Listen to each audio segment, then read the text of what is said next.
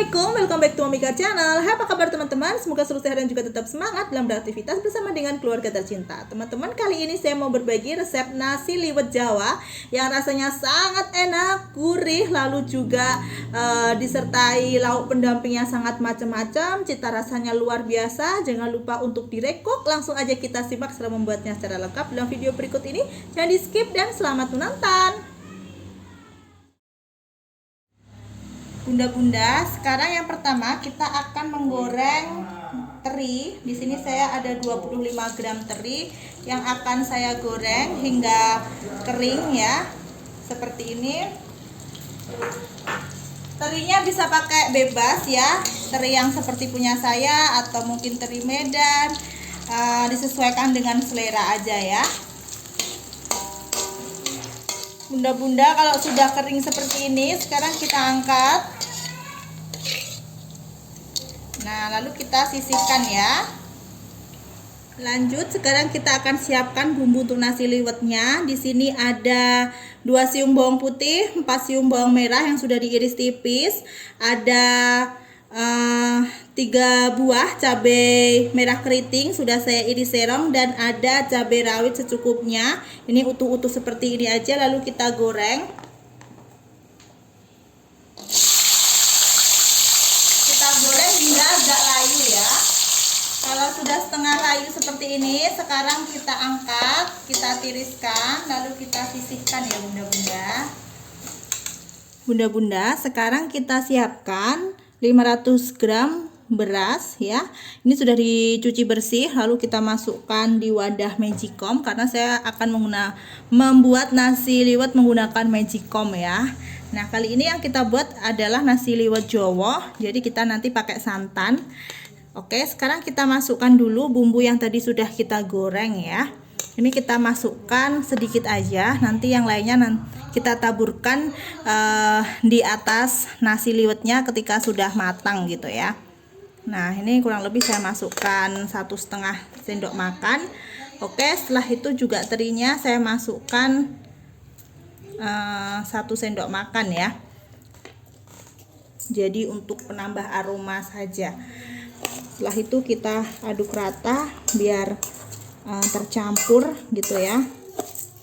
Diaduk acak seperti ini.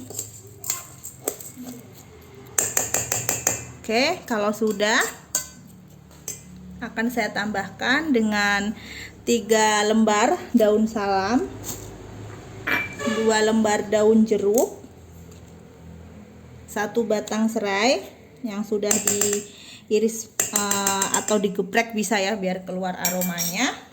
Lalu kita tambahkan santan. Nah, santannya ini sedang ya untuk tingkat kekentalannya. Takaran santannya itu disesuaikan dengan bunda-bunda ketika membuat atau ketika menanak nasi pada umumnya ya. Karena kalau saya memberikan takaran santan, nanti takutnya berasnya bunda-bunda mungkin jenis beras yang berbeda, jadi bisa saja kelembekan atau malah kekerasan. Jadi disesuaikan seperti kita menanak nasi pada biasanya. Tapi di sini biasanya saya menakarnya dengan dalam keadaan tangan bersih ya. Kita takar seperti ini. Biasanya kalau antara beras dan juga santan itu sudah 1 geretan jari seperti ini, itu biasanya 1 ruas jari seperti ini ya, maksudnya itu biasanya sudah pas nanti di nasi itu tidak kelembekan dan juga tidak terlalu kaku gitu ya. Oke, setelah itu kita tambahkan dengan sedikit air jeruk nipis biar nanti itu nasi liwetnya lebih kinclong dan tidak mudah basi. Ini kurang lebih air jeruk nipisnya itu sekitar 1 sendok teh. Nah, sekarang ini kita masukin di dalam magicom ya. Nah, ini kita masukkan di dalam magicom, kita tutup dan tunggu hingga matang. Bunda-bunda, kalau kita perkirakan sudah mau matang seperti ini ya, kita berikan garam secukupnya biar nanti itu nasi liwetnya ada kayak rasa asin-asin gurihnya gitu loh ya. Nah, terus kita aduk rata seperti ini. Jadi sekalian untuk kita bisa ngaduk biar teksturnya itu bagus ya. Kalau sudah diaduk rata ya bunda-bunda, kita tutup lagi magicomnya, kita masak sebentar lagi, kurang lebih sekitar 15-an menit ya. Nah bunda-bunda, ini nasi liwetnya sudah matang. Wow, bisa kita buka ya, seperti itu, enak banget. Ini tinggal disajikan, atasnya dikasih taburan sama teri dan juga bumbu yang tadi sudah kita goreng ya.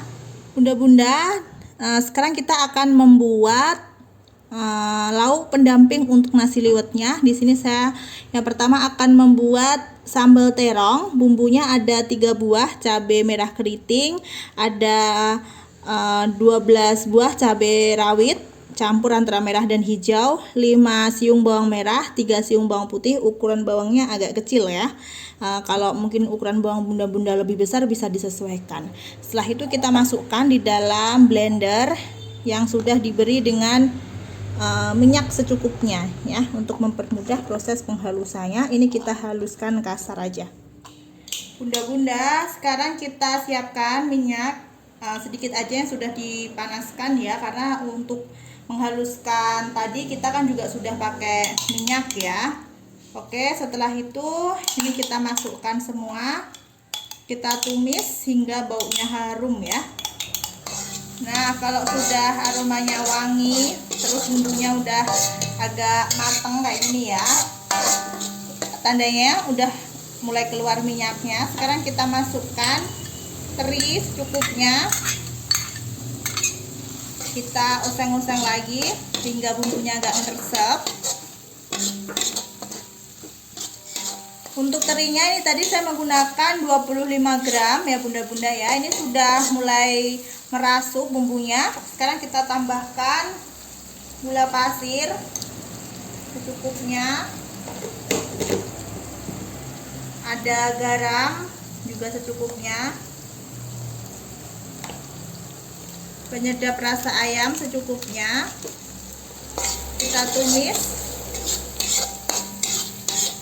Setelah gula, garam, penyedapnya larut, sekarang kita masukkan 250 gram terong. Ini terong kecil ya, terong hijau kecil yang bulat-bulat yang kayak gitu. Ini biasanya juga bisa digunakan sebagai lalap ya.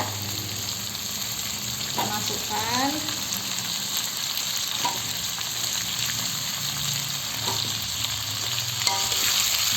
Aduk-aduk.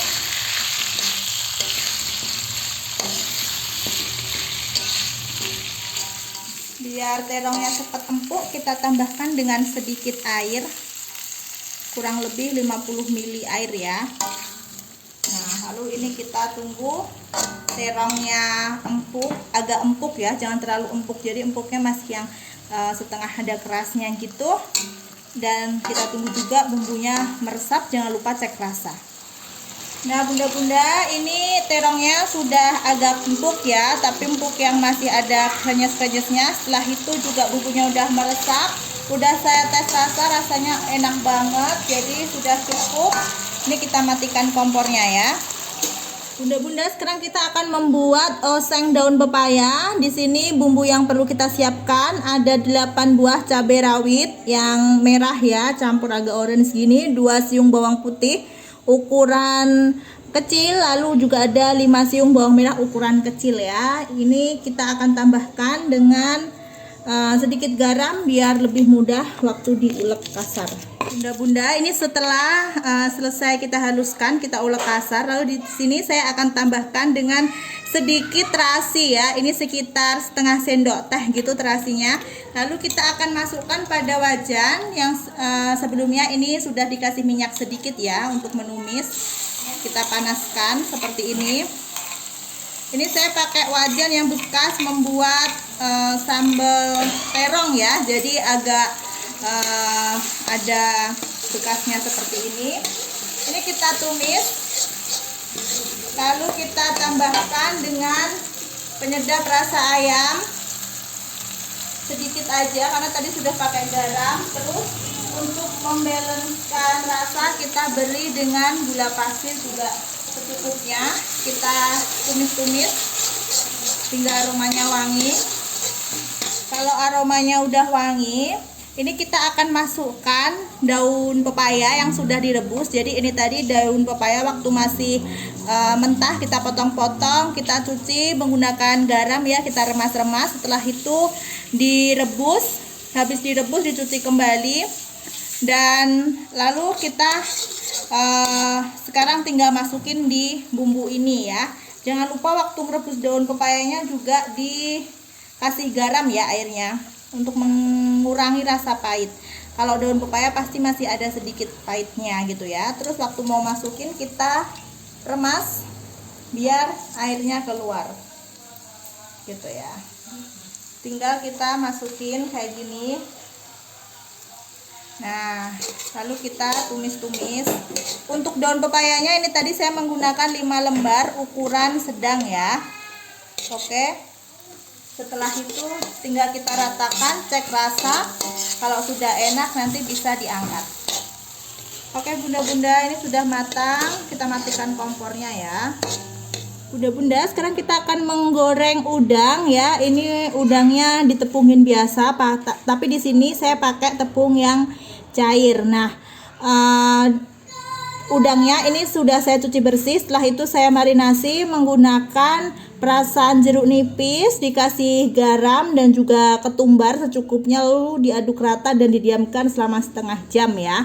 Nah, setelah itu untuk tepungnya, di sini saya sudah menyiapkan 3 sendok makan tepung sajiku serbaguna, 1 sendok makan tepung beras. Setelah itu akan kita tambah dengan penyedap rasa ayam secukupnya. Kita beri dengan air, lalu kita aduk rata hingga menjadi adonan yang encer. Oke, sekarang kita panaskan minyak. Ini tepungnya sudah cair. Untuk tingkat kekentalannya seperti ini ya, masih agak berat sedikit. Setelah itu kita masukkan udangnya kayak gini, terus kita goreng ya. Jadi ditepungin tipis-tipis saja.